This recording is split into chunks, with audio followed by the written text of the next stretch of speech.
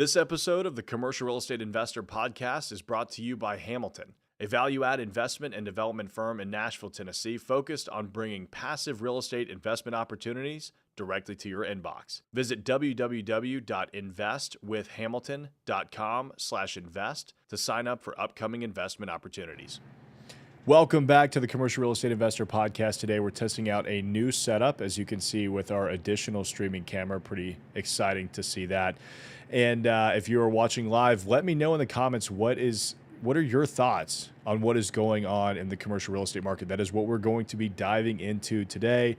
There has been a lot of news coming out here recently about how the commercial real estate market might actually cause the economy to crash. So you know how I am whenever I start seeing articles like that. I'm very skeptical. I think that a lot of people tend to overhype some sort of trend in the market, just like what we saw with office space during the pandemic. Everybody jumped on that bandwagon and started really throwing office space under the bus. And as we've seen, office is overall doing okay. Now, there's a caveat there, and you guys all know my thoughts on like office space in San Francisco, but let me know what your thoughts are on the commercial real estate market. Is it going to crash the economy? Are we in a bubble right now that is about to pop because of interest rates? So let's go ahead. Wow, we've got a very active live stream chat already. Let me take a look at this. Jorge is saying, there are many individuals that forget we deal with a cyclical economy. In the aggregate, over time, things generally improve. It is seldom that we fall all the way back to zero. Jorge, I think that is incredibly true. You know, a lot of people tend to think in these like 12-month lenses, right? And real estate is a long-term game. You can't get a 12-month lens. You got to look on the last 12 years or 20 years, right? I mean, we've seen a lot of investors get themselves into trouble over the last few years because they've been buying real estate in an incredibly hot market where there are no consequences for messing up. But the good thing about real estate is that it's not going to go down to zero. I mean, honestly, if real estate goes down to zero, we've got much bigger problems going on in the world than just hoping that our investment is going to be okay. So that's something to keep in mind. And look, if you're able to get through a downturn and weather it, you typically end up coming out on the other side a lot better for it. I mean, you look at what happened in 2008.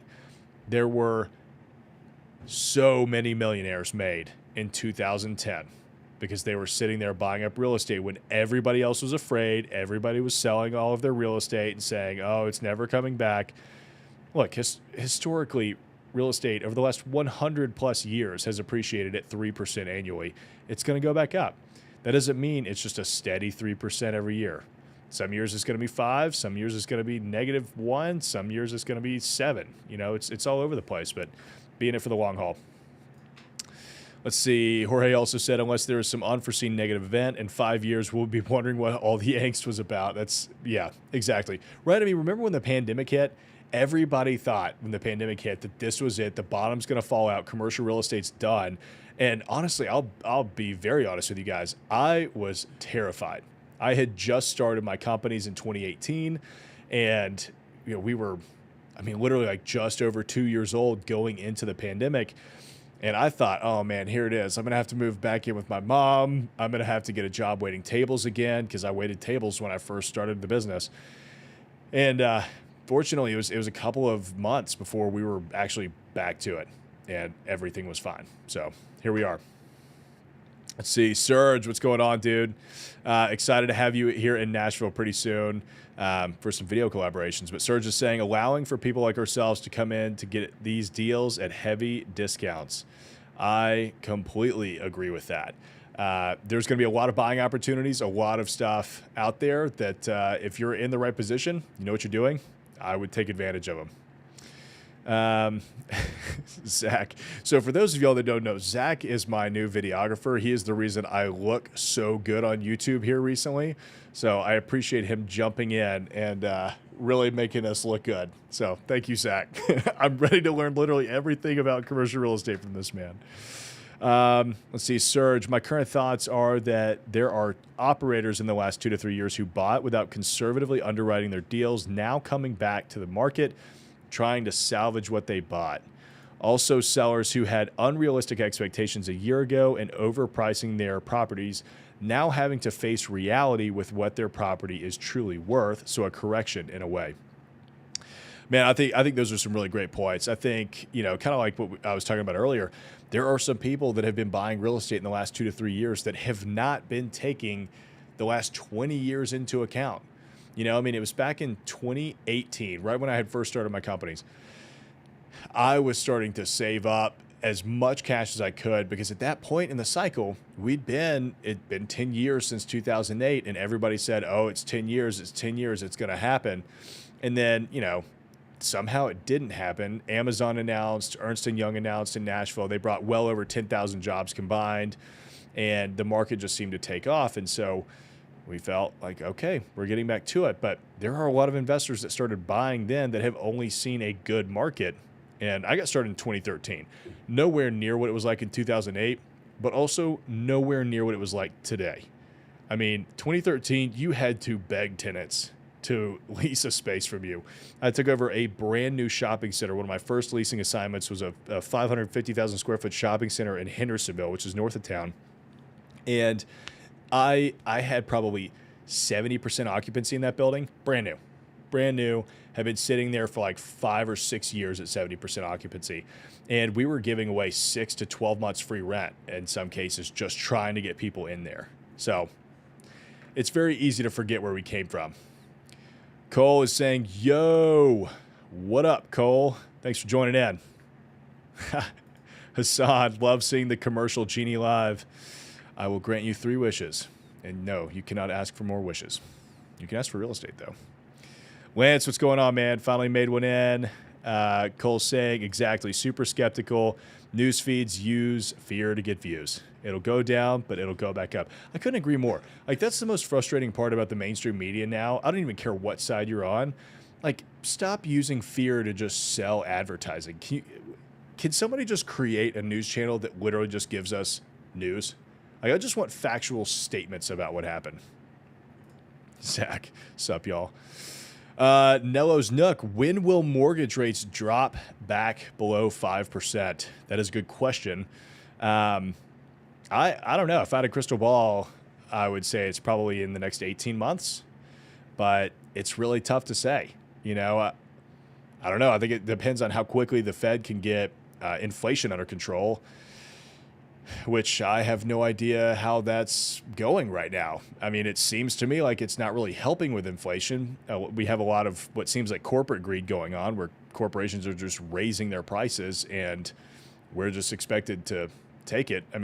Look, when corporations are having record profits in a time where they're saying things are costing more, come on. It's so transparent. Zach is saying, sup, y'all. I'll have to get him in the background of the stream here in a minute. He told me he was just going to literally stand right here the whole time where his head was cut off. So I think it'd be a very entertaining backdrop. Hassan, he's saying, what's up, Zach? Zach, you got any words for the crew? What's up, peeps? How's the stream looking? Awesome. All right, well, let's dive into some of these articles here. I've got a few pretty good ones, I think. So this one is from the New York Times. I'm sure you guys have heard of them before. Financial stability experts at the Fed turn a wary eye on commercial real estate.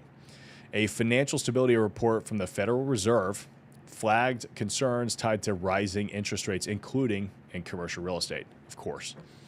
What's interesting? This is the first time in a long time, though, that commercial real estate has actually gotten called out for possibly being a problem. Remember last time, 2008, it was residential. I don't know. It's interesting. It's cool to kind of be in the spotlight, I guess. Federal Reserve financial stability experts are on the lookout for weaknesses after a year of rising interest rates. Well, they're not really going to have to look very hard. If you raise interest rates like that, there's got to be weaknesses. And as they survey the potential risks confronting the system, they are increasingly watching office loans and other commercial real estate borrowing. It'll be interesting to see if they go further into different kinds of loans, right? Because everybody's talking about how office is in a whole lot of trouble right now, which is no secret. But, retail seems to be doing just fine. So, I don't know. Let's see what they say. Fed officials have lifted borrowing costs rapidly over the past year. to just above 5% from near zero in early 2022 to cool rapid inflation by slowing the economy. They have definitely, it's weird. Like, when you raise interest rates, obviously you're trying to slow things down. And I feel like things have slowed down a little bit, but also I feel like they're going faster than they ever have. And it's just made all the deals more difficult. So look, I'm not an economist. Let me know what your thoughts are on this. Is it working? So far, the fallout from that abrupt change has been the most obvious in the banking sector. A series of high-profile banks have collapsed or faced turmoil in recent weeks, partly because they were poorly prepared for heftier borrowing costs. A better way of saying that is that they had no idea how to run their businesses. I mean, it is what it is, right? Like, come on, banks are supposed to be the financial wizards out there in the world, and they're taking these crazy risks. And honestly, the most frustrating part about it to me is that banks just get bailed out, right? Like, they're too big to fail. So these bankers get to go out there and make all these crazy risky loans that nobody should ever do. Like, a community bank would never make a lot of these loans, and they just get away with it. And in fact, CEOs and the executive team tend to get bonuses. Like, congratulations on collapsing this bank. You did a great job at that. Yeah, you guys are getting all the feels today. Let's see, the jump in interest rates over the past year increases the risk that commercial borrowers will not be able to refinance their loans when the loans reach the end of their term, Fed staff wrote in the report, noting that commercial real estate values remain elevated. Oh, that's a hefty paragraph to pull away from. So, look, the biggest risk in commercial real estate is that a lot of these loans are coming due, right? It's not the new loans. It's not any of that other stuff. It's that there are loans that are coming due, because when you borrow debt in commercial real estate, you borrow it based on typically a 5 to 7 year time horizon. So think about that. 5 years ago was 2018. Interest rates were like 5.25%, maybe. So going up to 7.5% to sometimes 8% today doesn't sound like a lot unless you have already over leveraged your property and there's just not a lot of safety net in there for you, right? I mean, look, at the end of the day, all it comes down to is, are you preparing yourself to weather these downturns? There are so many investors that try and do the BRRRR strategy on every single property and maximize the amount of debt you have on every single asset so you can go buy another asset. And when the market is hot, cool, that works fine. But as soon as the market takes a downturn and suddenly your interest rate goes up because you decided to do an adjustable rate mortgage because, hey, it's a great market, it's probably going to go down. Like, hint, it almost never does. It's rare. You're going to have a lot of issues with that. And those are the properties that you're going to lose, right? And so I know that it seems really sexy to go out there and pull all of this trapped equity out of your property and throw it into another property to build your portfolio. But at the end of the day, if you start losing all of those assets, that will be on your permanent record, pretty much permanent. I mean, I think it's 7 or 13 years. I guess it depends on if you're filing for bankruptcy or not. But it'll be on your record when you go to borrow from a bank again. Every lender is going to look at you and go, nope, you defaulted on a loan. We're not going to give you any money. And they're going to make your lives that much harder. So something to keep in mind as you're going through this process. Let's skip over to another article now. Actually, let me check the live stream.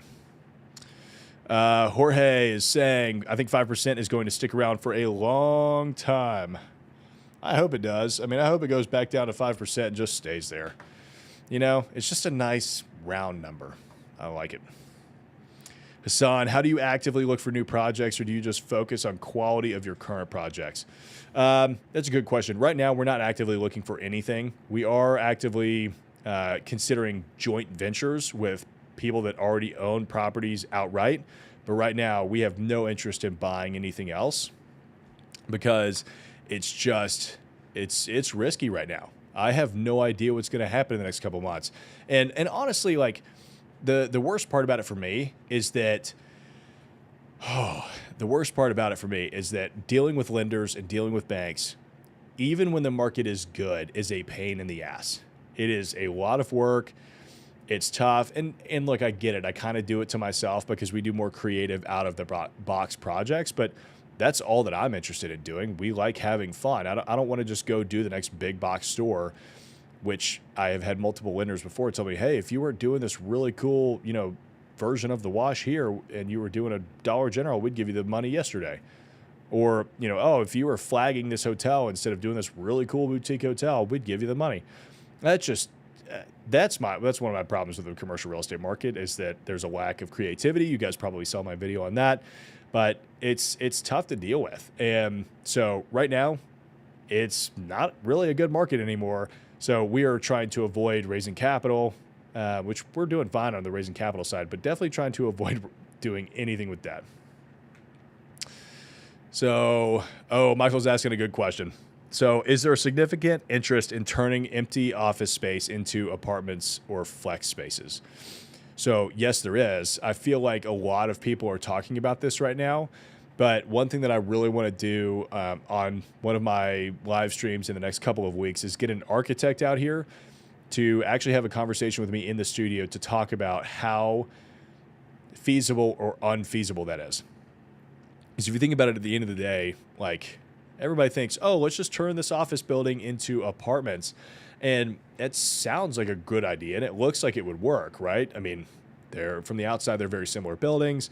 The floor plans kind of could work for it. But Cole's heading out. Good to see you, buddy. Thanks for stopping by. But the problem is, like, you've got to rerun all of the plumbing and rerun a whole bunch of stuff to put bathrooms in all these spaces that never had bathrooms before. And that's just one of the many complications with it. So, yeah, I think your idea on flex may be a little more interesting. The problem is with multi-level flex space, you're going to need freight elevators.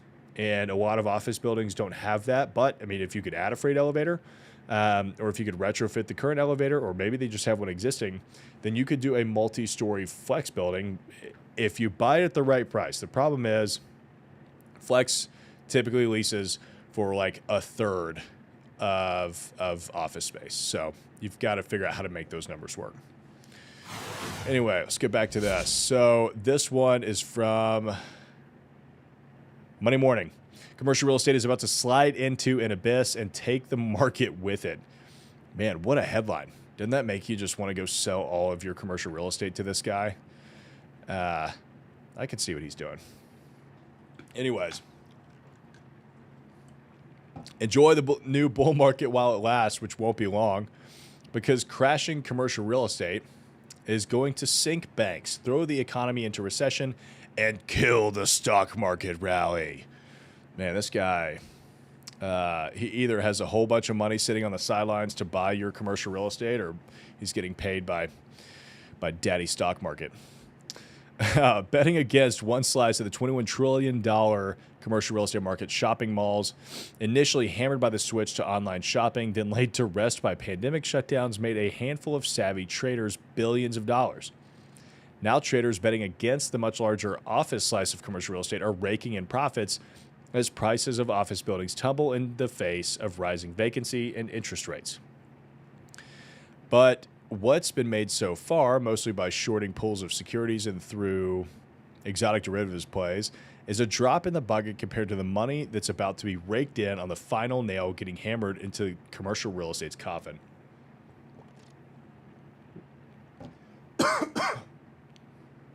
Excuse me. I will say, I kind of like the way this guy writes. It's very entertaining. So he's talking about malls shutting down, offices being abandoned. I mean, this is a really dark article, and he's saying higher interest rates are nailing it shut. With interest rates going from 0 to 5.25% in a little over a year, which is actually crazy if you think about that. How high it has gone. I mean, 5.25%. Not the interest rate commercial real estate borrowers pay. That's the Fed funds rate, not like what you and I get to pay. And banks tightening their lending standards, especially on leveraged real estate loans to landlords whose rent rolls have rolled over. Refinancing maturing loans will end up being somewhere between inordinately expensive and impossible. The CIO of Morgan Stanley's wealth management unit says almost $1.5 trillion of commercial mortgages need to be refinanced in the next 24 months. Office and retail could ultimately plummet 40%. Hell yeah, buying opportunity. It's been overpriced for a while. Let's go buy it all. It's so funny. I don't know if it's just because I study the market a lot or I'm just so bullish on commercial real estate, but I read this and I'm like, sweet.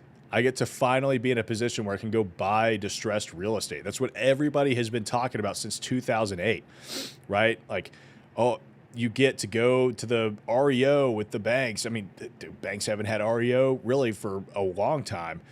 So I look at this, I'm like, cool. We get to finally go buy stuff at a discount instead of paying 3% cap rates on Class D multifamily in the middle of nowhere.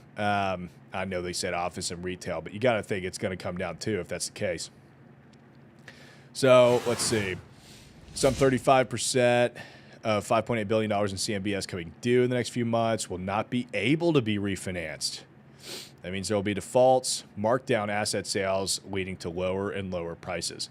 $5.8 billion of commercial real estate is going to come due, and no one will give them more debt. Whew, that's tough. That's really, really tough. But, I mean, look, as bad as it is for those owners, it's a buying opportunity for you if you are prepared to take advantage of that because they put way too much debt on it. And let's be real. 5 years ago, if you bought a piece of property and you were responsible with the amount of debt that you had on it, you would be fine today because we had 5 years ago, I was getting 5.25% interest rate. So now we're at 7.5%. The difference is like 17% value on the property. I mean, I ran the math, like 5.25%, 240-month amortization at $1 million debt. Today at 7.5% is about $863,000 in debt. So it's down 17%, or like 16.4 or whatever that ends up being. So let's call it 17%. I mean, over the last 5 years, commercial real estate has appreciated at least 3% a year. That's at least 15% right there. If you haven't been able to raise your rates that amount of time to cover the additional debt that you're not going to be able to get, you weren't being responsible with your debt. So let's see. You won't believe who has been walking away from buildings because they can't refinance them. Institutional investors, REITs, private equity players have all handed over keys to lenders on office buildings they'll never make money on. And I'll tell you how the small and regional banks that hold 80% of commercial real estate loans and mortgages coming due are going to fare when the trickle of default turns into a tsunami. Newsflash, they're going belly up. I'm going to be honest with you guys. I have moved a lot of my money out of local and regional banks. And I'm not your financial advisor. I don't play one on TV. But I would advise you to start considering some more relatively financially stable national banks or other alternatives. We took all of our funds out. Seriously, I set off one of the final wires today out of one of our local banks because I do agree with that fact. I do think that the small and regional banks that hold the majority of commercial real estate loans are not going to be able to survive a lot of this. And I'm not taking that chance. I mean, sure, maybe the FDIC will get us bailed out. And we're getting a lot of like insurance pitches on, hey, we'll protect your money, this, that, and the other. But absolutely not. Let's see. Jorge's saying, hey, remember when rates were at 17%?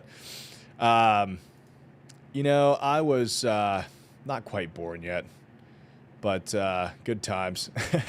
No, I'm glad that I was not around in the Reagan administration. But, dude, people were still buying real estate back then. Like, that's the crazy thing, right? Like, our parents and the generation before us were all buying real estate when rates were like 17, 18%, and it still worked. So what's up with that? Hassan is asking, what's my favorite new development in Nashville that's not my own? I don't know that it's necessarily new because it's been going on for a couple of years, but the Neuhoff development in Germantown What a cool opportunity. If anybody knows Jim Irwin, the developer on that project, I would love to sit down and talk to him. He did the Pond City Market in Atlanta, which has been an inspiration for me on a lot of my projects. And now he's doing a very similar thing with Neuhoff here in Germantown, just north of downtown Nashville, right on the river. It's so cool, super historic, really, really neat. Let's see. Neologics. Hi, Tyler. Would you know who I can talk to about a commercial deal my team is pursuing? DM me. Well, Neologics, I think it depends on what exactly your question is. Feel free to drop it in the chat. I'm happy to see if I can help you. Yeah. So, I mean, look, I think, again, biggest takeaway, get away from the local banks if you can. Correlating commercial real estate and bankruptcy trends in the U.S. commercial real estate market in a bubble. Is it about to burst? Several financial analysts, market analysts, would answer this question with a yes. It's more than likely that the sector will experience some significant financial distress. I mean, I feel like all of these articles kind of say the same thing in very different ways. Interest rates are really high. Is commercial real estate in trouble? Obviously. Let's see. March 2023, commercial bankruptcy filings were 79% higher compared to March of 2022. Which, to be fair, I mean, if there was one commercial bankruptcy filing back then there's 1.79 that now, right? You got to look at the data. Additionally, analysts have reported that followed by a quick deflation, the $2.9 trillion in commercial mortgages due will need to be renegotiated in the next 2 years. The current dynamics indicate that a financial crisis affecting the commercial real estate market is on the horizon.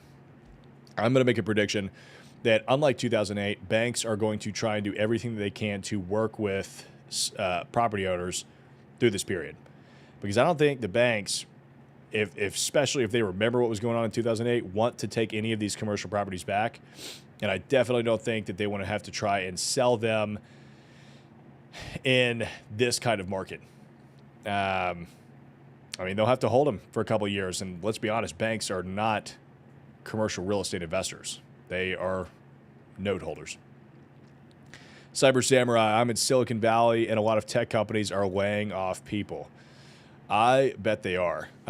We just had one of our brokers actually moved here last year from San Francisco because that city has just not recovered from the pandemic at all. And with everything else going on, I mean, you've got a better opportunity to land a tech job in Chattanooga, Tennessee today than you probably do in Silicon Valley, because it's got the best internet in the country, second best internet in the world. It's one of the lower costs of living in the Southeast. It's a really cool area, everything you can do there. And so I think a lot of people are looking at, what is going on in California. They're like, why would I pay all these taxes in California? Tennessee's state income tax free. I'm totally not biased on Tennessee. Serge, giving you a compliment, Zach. He said you're killing the game. Oh, nice. We're going to have to get Zach into these live streams and treat him like that. What's Caleb Presley? What's the guy that sits behind Caleb Presley that just eats the whole time? Have my own camera? Yeah, with your own camera, just sitting there eating the whole time. Oh, that'd be great. Let's see, Neologics. It's regarding apartment conversion to assisted living facility. I mean, if you're looking for like coaching or consulting on that, you're welcome to go to tylercobble.com/consulting, and I'd be happy to talk to you about that. If you're talking about like, is that feasible, I would reach out to an architect or an engineer. But yeah, there you go. Thank you, Serge. Make sure everybody likes the stream. Oh, thanks, Mom. Make sure everybody likes the stream. I'm trying to help. Trying to help. Oh, man. Let's look at market conditions. Bankruptcydata.com. Wow, what a great URL. Indicated that real estate companies are prime candidates to seek bankruptcy protection. As noted, rising interest rates coupled with hybrid work are the two main factors affecting the market. Let's dive into this a little bit deeper. Let's not. Let's see, 5%, close to 0% in 2022. We know that. Remote work trends. The one thing that bothers me about everybody talking about work from home trends is that they don't give you the caveat of how big the organization is that they work for. what type of organization they work for. They don't give you any of the data. They just say, no, remote work is the same across every single company in the United States. No one is going into the office. And I can tell you, like personally, it's just not even remotely true. I get it. The Bridgestones of the world, they're all working from home because they have the infrastructure, they have the technology, they have the type of jobs, I guess, to where they can kind of work remotely and they get along great. My company, very small. I gave people the opportunity to work from home when we were, we've got 10 plus employees, to work from home when the pandemic hit. And by June of 2020, everyone was asking to be back in the office.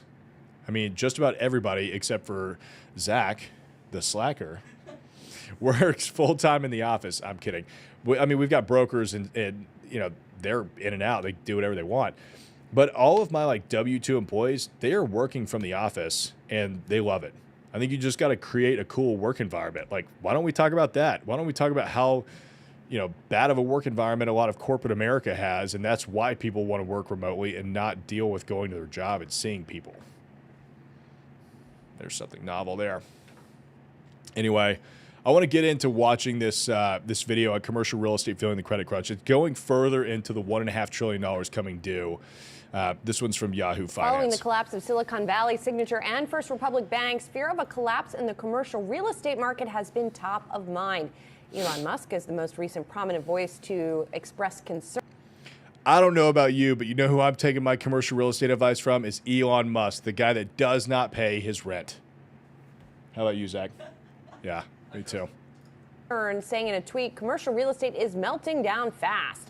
Now, a report from data provider TREP says that $1.5 trillion in commercial debt could be coming due in the next few years, adding to the pressure. Joining us now with more on this is Brian Pascus, reporter at the Commercial Observer, which covers real estate. So you're sitting squarely in the midst of this.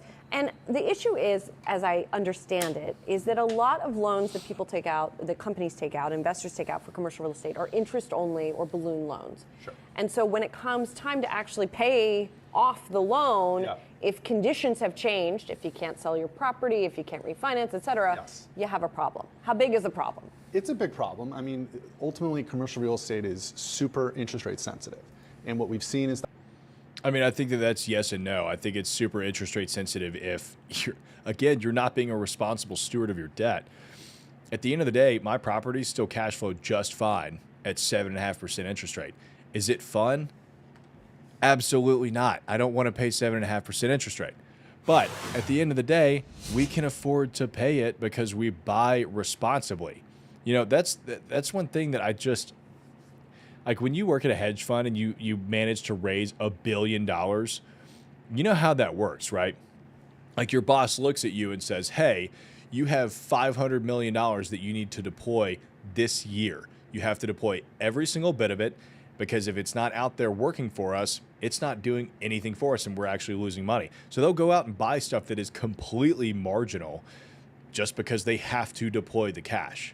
That's not really a very good investment strategy, but that's what happens when you're just given $1 billion in cash and have to go spend it. Whereas the majority of commercial real estate investors, which are probably a lot smaller than the big guys, right?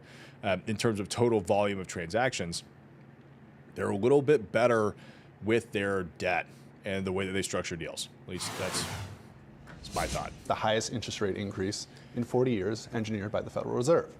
And for the last 15 years, commercial real estate and many other businesses were relatively addicted to low interest rates, and they made their decisions accordingly. You got any of those low interest rates?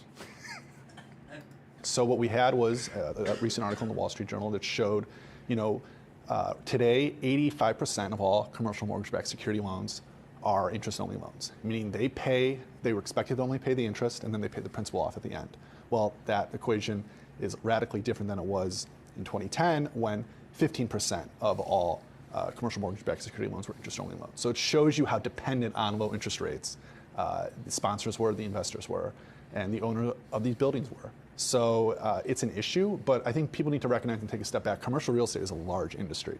I mean, this is an industry that involves industrial storage buildings, it involves multifamily apartments. It involves hospitality, hotels. I think people picture only office buildings now. It's not only office buildings. There's office buildings are where the pain is. Retail has seen some pain with e-commerce growing, but there's parts of retail that are becoming, more attractive. But yes, offices are in trouble.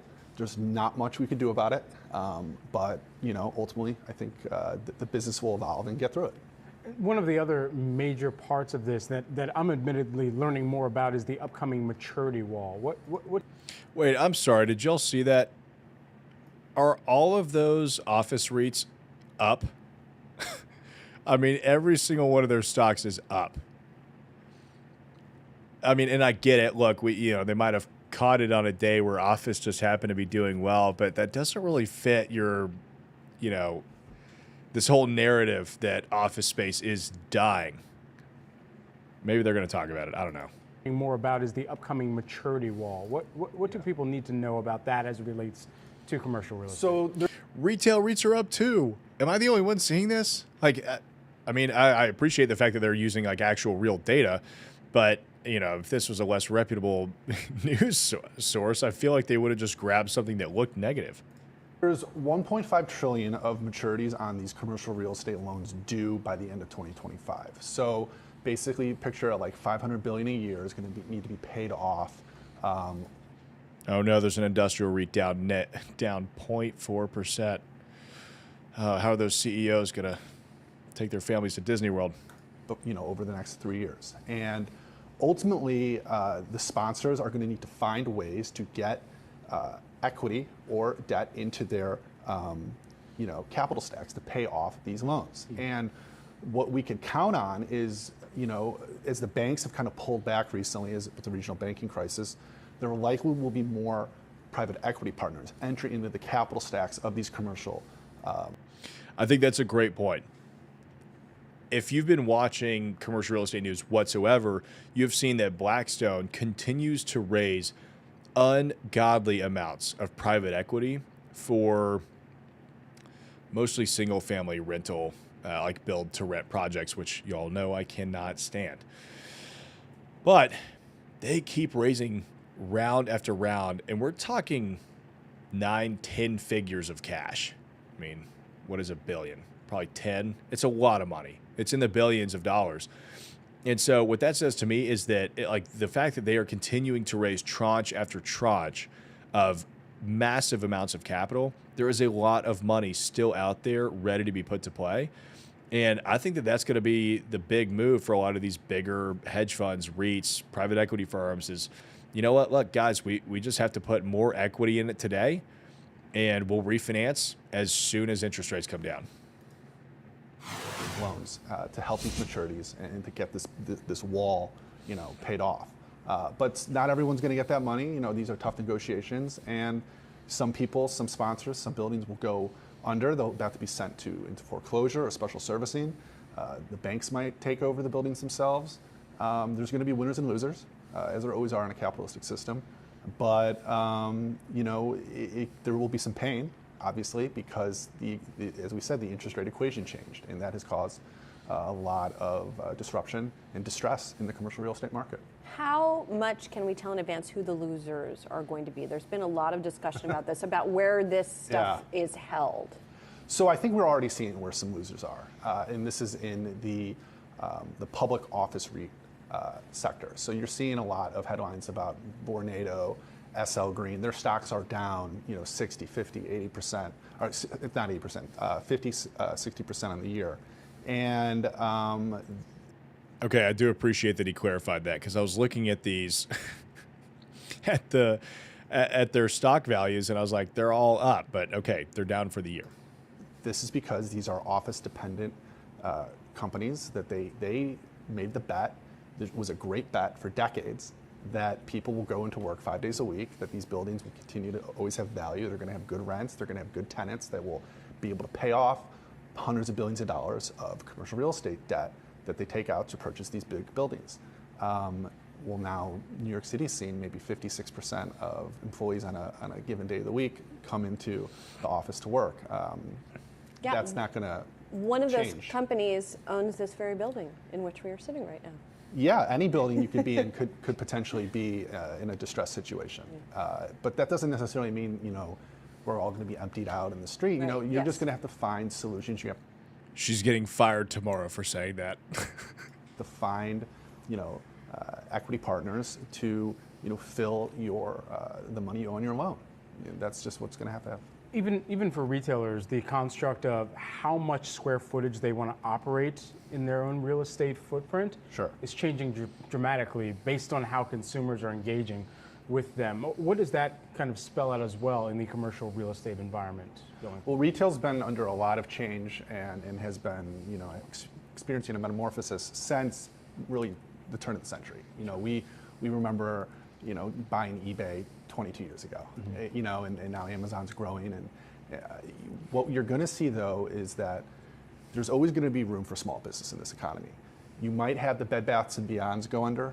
You might see JCPenney's, J. Crew. No longer are people going to be shopping at the malls with these anchor tenants into the future. This isn't 1984 where we're spending all of our day at the mall. We're mostly spending it online. But there is still always a place in most American cities where you're going to want to go out and buy that specialty store. You're going to want to go to, the store that sells furniture because you want to sit in it, you want to buy it, you want to know what it's like. You want to try on clothes, in person. So there's always going to be room for that. It's just not going to be what it was for most of our lives that we've known. Brian, finally, I want to ask you, you guys have a big conference in the fall, right, that looks at the REIT business. Yeah. And I imagine the crux of it is going to be some of the same questions that we're talking about right now. Yes, well, that's going to... That's probably all that we really need to watch from that. I wanted you guys to really take away what they're talking about, the $1.5 trillion coming due. I think that REITs are a pretty good canary in the coal mine, so to say. If you want to really know how a sector of commercial real estate is doing, just go check the REITs, right? See how they're performing that day, that week, that month, that quarter, and stay on top of that because you might start to notice some trends and see something else that maybe somebody else isn't seeing. Overall, I mean, look, I've got one more article I want to share with you, but overall, I've got to say I think that this is all a huge positive for the market. If everything continued on the same path, millennials, Gen Z, the generations that don't have all of this hoarded wealth being guarded by the dragons that are baby boomers, we would have no chance of being able to build our own wealth and buy commercial real estate and start that path because we can never justify a 3% cap rate, but somebody that's got $1 billion in cash can because they just need to deploy it. So I think shifts like these in the market really create massive opportunities for the next generation of investors to come in and actually get their start. So let me share this one last article with you on the Federal Reserve boosts commercial real estate with pause in rate hikes. You guys know I like to try and leave it on a positive note. So this is pretty cool. I mean, I guess they've had, 10 consecutive increases in the last 15 months from the Federal Reserve and, since March of 2022, which is a lot of rate hikes in such a little bit of time. But for the first time in 15 months, they decided not to raise the rates. They're going to remain unchanged between 5 and 5.25%. Would be great to see that going down, but hey, they're not going up. So we'll take what we can get. That is all we have for today on this live stream. If you made it this far, drop me. I'm going to do something new. I've never done this before. Drop me a comment below in the video. Let me know what you thought. And in 7 days, I will pick the funniest or best comment, and I'll give you a free 30-minute coaching call with me. So leave your thoughts on this live stream in the comments below, and we will see you guys next week.